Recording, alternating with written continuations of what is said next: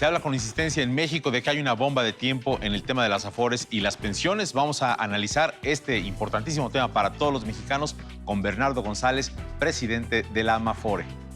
Resolver el tema de pensiones se llevará mucho tiempo y muchas decisiones. ¿Por dónde empezar?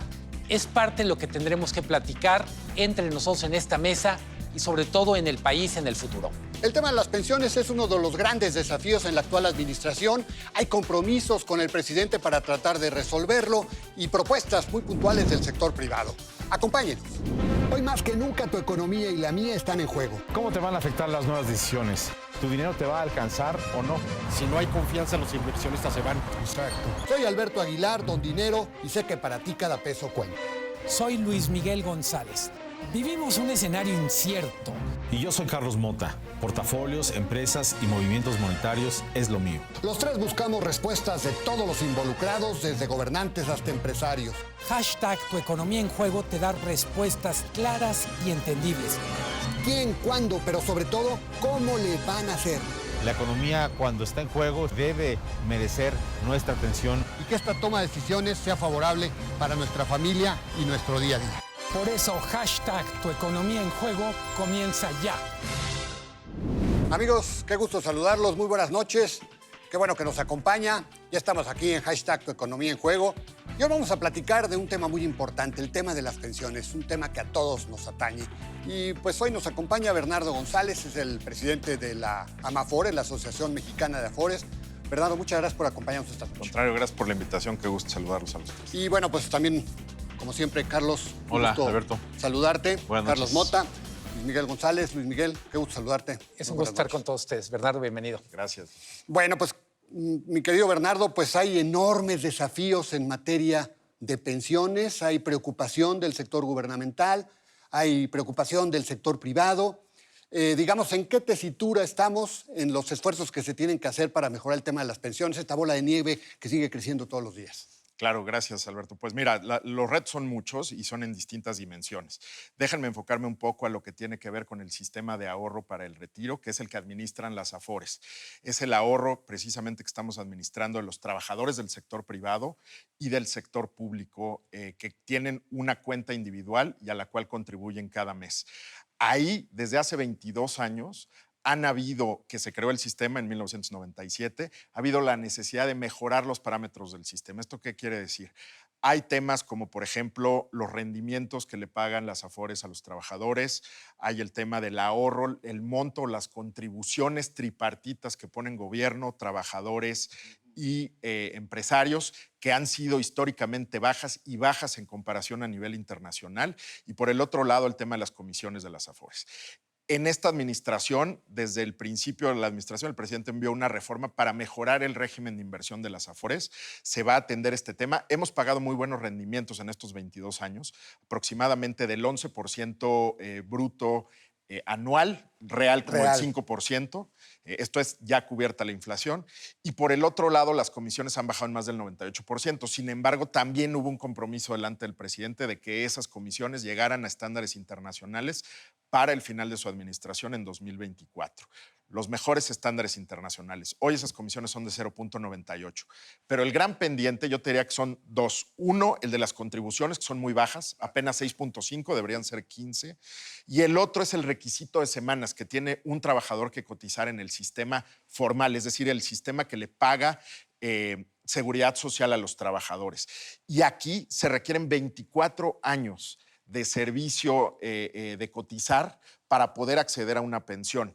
Y ese requisito es muy alto. No estamos viendo que en nuestro mercado laboral, en el sistema que hoy tenemos, muchos trabajadores puedan alcanzar ese número de semanas. Entonces, ese es un parámetro que también tenemos que ajustar urgentemente, o de lo contrario, en un par de años, cuando se empiecen a retirar los primeros trabajadores que estamos afiliados al régimen de 1997, pues muy pocos van a tener derecho a una pensión.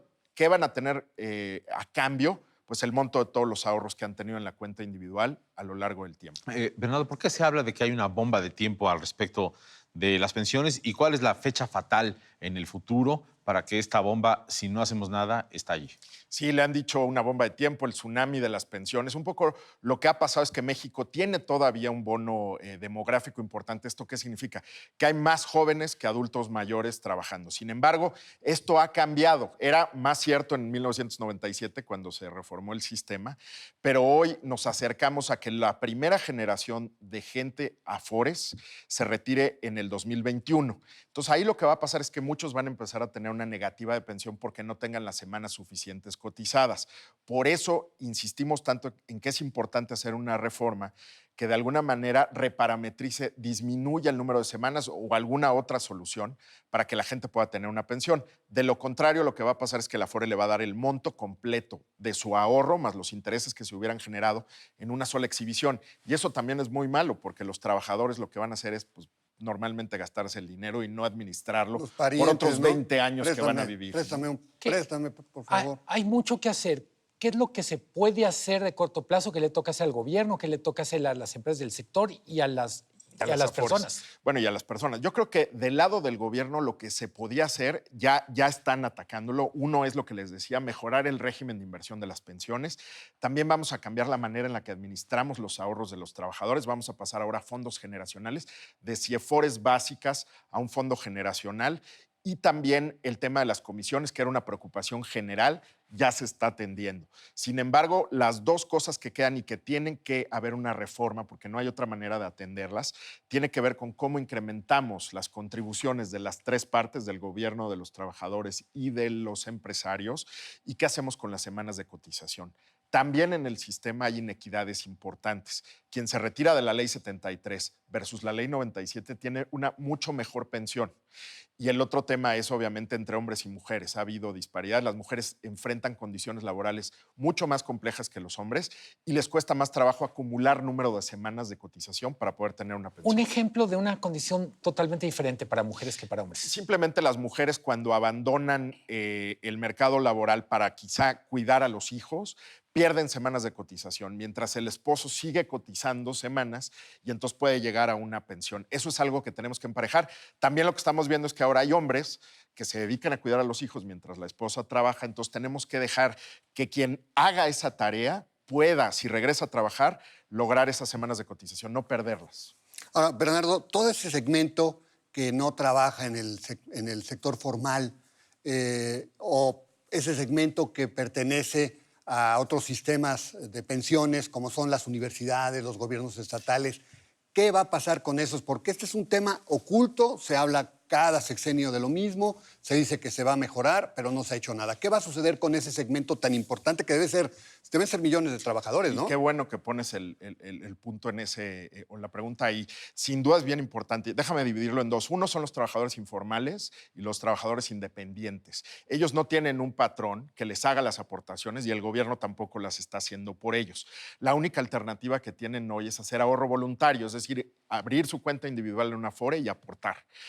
Parte de lo que se tiene que hacer en un esfuerzo de reforma es darles un incentivo también para que si ellos ponen, pues quizá el gobierno ponga lo mismo que está poniendo en el caso de los otros trabajadores. Hay muchas alternativas, pero hay que evaluarlas.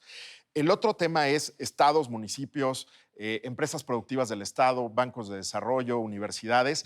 Ese es un problema mucho más complejo porque implica en algunos casos ir a las legislaturas estatales, cambiar la manera en la que se están administrando las pensiones, pero ahí también tenemos un reto importantísimo. Muchos de esos sistemas son de beneficio definido, como el sistema viejo que teníamos en México, y no son sustentables. Las finanzas públicas de los estados, de los municipios y de estas dependencias no tienen los recursos suficientes para pagar pensiones que son en extremo generosas contra lo que hay en otros sistemas de pensión en México. Lo que se conoce, me imagino, como si este sistema de seguridad social universal que hay en otros países y que aquí un poco se está coqueteando con esa idea, bajo la lógica de lo que nos está explicando, ¿eso es imposible? Pues mira, el tema es que es ideal. Obviamente a todo el mundo le gustaría tener pensiones y mantener el monto de pensiones que hoy tenemos. Sin embargo, la dinámica poblacional ya no da. Hace 30 años había 18 trabajadores activos por cada retirado y esos 18 trabajadores mantenían la pensión del retirado. Para el 2050 vamos a tener 4 trabajadores en activo por un retirado. Entonces los números no dan para que se pueda mantener este esquema de beneficio definido. Y el otro tema son las finanzas públicas. Podrías decir, bueno, de impuestos podríamos pagar pensiones más generosas. El tema es que pues, también existe un problema de seguir incrementando impuestos y volvernos pues, no competitivos. Hemos incrementado las tasas recaudatorias de manera importante en los últimos años y se ve complicado que haya espacio para seguirlas incrementando. Tendrías que ir a IVAs generales, a medicinas, a alimentos, y eso se ve realmente políticamente difícil. Platicabas de que pues, el desafío de las comisiones pues, se va a mantener en esta administración. Hay compromisos con el presidente. Ya entiendo, entregaron sus propuestas para revisar las comisiones para el 2020. ¿Y qué pasa qué pasará con temas de infraestructura? Porque también se habla de esta idea, vamos a financiar con el dinero de las Afores grandes proyectos de infraestructura del gobierno. Mira, hasta ahora creo que es importante decir que las Afores han sido una palanca importantísima para el desarrollo de infraestructura en nuestro país. De cada 4 pesos de inversión en infraestructura, 1 peso viene de las Afores. Es un inversionista institucional muy relevante. Nosotros efectivamente tenemos un compromiso también pues, de evaluar los proyectos que se presenten del sector público y privado, y hay reglas muy estrictas con los mejores estándares internacionales que tiene CONSAR sobre el régimen de inversión de las Afores. Además, las Afores tienen comités con expertos independientes que evalúan cada proyecto con base en sus propios méritos. Ese compromiso lo hizo el presidente de que iba a respetar estas reglas. También el secretario de Hacienda no ven otra forma de que se evalúen los proyectos, pero sin duda estamos muy interesados en el paquete de infraestructura que se anunció y en evaluar cada uno de los proyectos que se vayan presentando. ¿Es posible mejorar el rendimiento de las Afores? Por supuesto, siempre hay espacio para mejorarlo. Ha sido muy bueno, incluso si lo comparas con estándares internacionales. Muchos países desarrollados quisieran tener los índices de rendimiento que estamos alcanzando en las Afores. Sin duda, México, con el potencial de crecimiento que tiene y ahora proyectos de infraestructura de largo plazo que pueden financiar nuestro desarrollo, pueden ayudar a mejorar las tasas de rendimiento todavía más de los trabajadores, Luis Miguel. O sea que, bueno, pues, digamos, en materia de infraestructura, ahí podríamos avanzar todavía mucho, ¿verdad, Muchísimo. Bernardo? Creo que apenas estamos empezando, ¿no? Creo que es lo que hace falta mucho, y lo dice mucha gente que quiere invertir en México, es necesitan conocer los proyectos de infraestructura, necesitas tener los proyectos técnicos y de inversión, de financiamiento, porque recursos hay, no solo de las Afores, sino internacionales para poder apalancar el desarrollo de infraestructura en México. Pero es importante que se tengan identificados los proyectos y que estén sustentados con proyectos técnicos y financieros de cómo se pueden llevar a cabo. ¿Cuál es la mejor Afore? Yo sé que no vas a responder eso así con el nombre y apellido, pero para un trabajador, ¿cuál es la mejor Afore? La mejor Afore para cada trabajador es la que él considera que le ofrece las mejores condiciones en términos de rendimiento, de comisiones, de conveniencia, de servicio y de asesoría. Es una decisión individual. Tenemos un sistema competido en el que todas las Afores tienen un valor agregado distinto para la población. Hay 10 Afores, ¿verdad? Hay 10 Afores disponibles, 8 son 100% privadas, una tiene participación del IMSS y otra es completamente del gobierno, que es pensionista. Bueno, pues Bernardo, muchísimas gracias. Podríamos platicar horas y horas con Bernardo González porque hay temas muy importantes. Hacemos el compromiso para invitarte en otra ocasión. Gracias. Encantado, Bernardo, gracias a ustedes. por habernos acompañado. Qué Bernardo gusto. González, presidente de la Amafore. Carlos Mota, gracias. Buenas noches. Pues mi querido Luis Miguel, muchas gracias. Buenas noches. Buenas noches y buenas noches a todos.